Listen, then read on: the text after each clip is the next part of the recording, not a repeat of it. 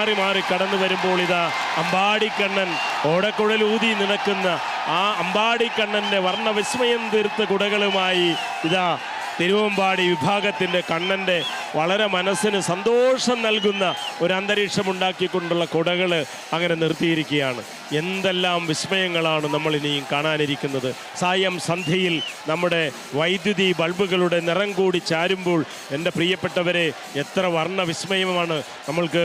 എനിക്കോ മായാദാസിനോ വിസ്മയത്തോടു കൂടി മാത്രമാണ് ഇതൊക്കെ നിങ്ങളിലേക്ക് പറയാൻ ഞങ്ങൾക്ക് സാധിക്കുന്നുള്ളൂ. അത്രയ്ക്ക് വർണ്ണവിസ്മയത്തിലേക്ക് കടന്നിരിക്കുന്നു ആ സായം സന്ധ്യയുടെ പ്രഭയും അതോടൊപ്പം തന്നെ സായാഹ്ന സൂര്യൻ അസ്തമിക്കുന്ന ആ അവസ്ഥയും എല്ലാം കൂടി ഒത്തുചേർന്നപ്പോൾ ഈ ത്രിസന്ധ്യാ സമയത്ത് എത്ര മനോഹരമാണ് ആ കുടകൾ, എത്ര മനോഹരമാണ് ആ ദൃശ്യങ്ങൾ.